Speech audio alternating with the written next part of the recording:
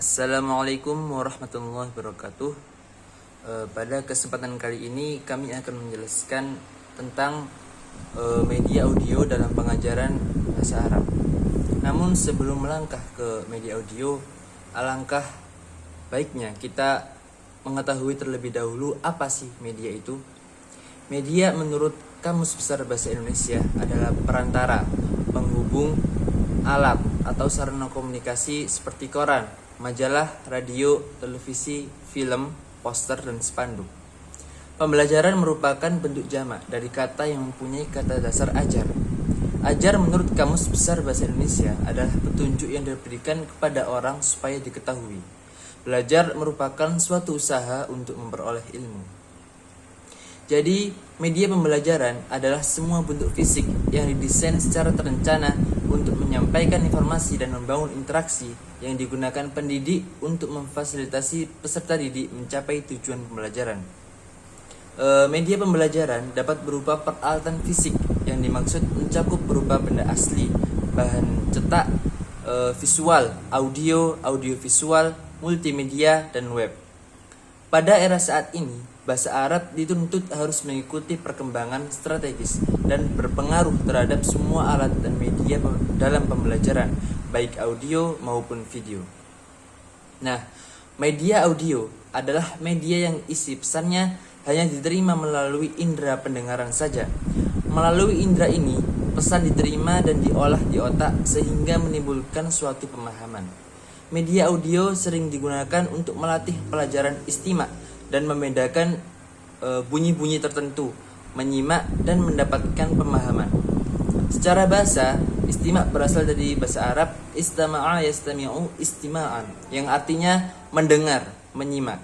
Sedangkan menurut istilah, istimak merupakan kemampuan yang memungkinkan seseorang pemakai bahasa untuk memahami bahasa yang digunakan secara lisan. Kemampuan menyimak merupakan bagian yang penting dan tidak dapat diabaikan dalam pembelajaran bahasa, terutama bila tujuan penyelenggaraannya adalah penguasaan kemampuan berbahasa secara lengkap. Menyimak pada dasarnya bersifat pasif reseptif, dalam arti bahwa inisiatif untuk berkomunikasi tidak pertama-tama berasal dari dirinya, melainkan dari orang lain. Sikap dan tindakan yang diharapkan dari seorang pendengar terutama adalah mendengarkan dan memahami apa yang didengarnya. Pemahaman bahasa lisan secara luas dapat meliputi semua bentuk, dari jenis ungkapan lisan, mulai dari bunyi bahasa, fonem, suku kata, kata-kata lepas, frasa, kalimat, dan wacana yang utuh dan lengkap. Sedangkan tujuan khusus pembelajaran istimak. Tujuan khusus pembelajaran istimak adalah sebagai berikut. Yang pertama, memahami dengan baik sistem tata bunyi, baik definisi, karakteristik, maupun perbedaannya, baik menyangkut huruf hidup maupun huruf mati. Yang kedua, memahami dengan baik intonasi dan irama bunyi huruf, huruf sambung dan pisah. Yang ketiga, memahami dengan baik simbol bunyi yang didengarnya. Yang keempat, memahami dengan baik makna setiap kosakata dan fungsi kata dan kalimat. Yang kelima, memahami budaya asing, terutama budaya Arab. Tujuan pembelajaran istimak. Tujuan pembelajaran istimak dapat digolongkan menjadi dua jenis, yaitu yang pertama tujuan umum dan yang kedua tujuan khusus.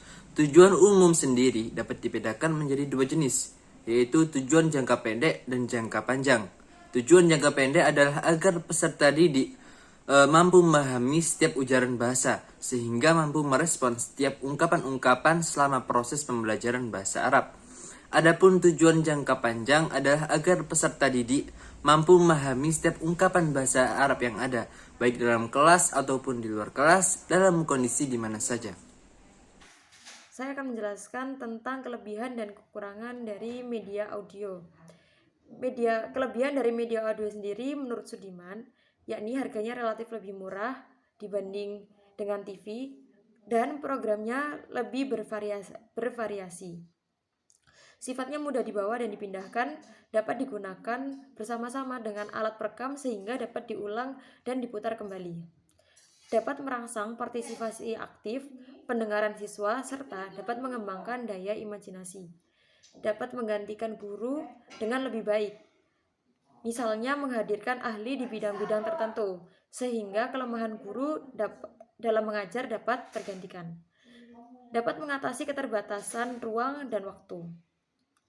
Kemudian kelebihan dari media audio yaitu kekurangan media audio menurut Rifai bahwa media audio memerlukan suatu pemusatan pada suatu pengalaman yang tetap dan tertentu, sehingga pengertiannya harus didapat dengan cara belajar khusus.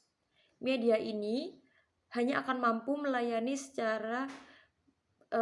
mereka yang sudah memiliki pemikiran abstrak. Kemudian, media audio yang menampilkan simbol, digit, analog dalam bentuk abstrak, sehingga ada hal-hal tertentu yang memerlukan bantuan pengalaman visual. Karena bentuknya abstrak, cara memahaminya hanya bisa dikontrol apabila memiliki perbendaharaan kata atau bahasa serta susunan kalimat. Jadi penggunaan media audio ini membutuhkan pengalaman visual dahulu atau pemahaman kosakata sebelum dia belajar mendengar. Sekian dari kami, kurang lebihnya mohon maaf. Terima kasih. Wassalamualaikum warahmatullahi wabarakatuh.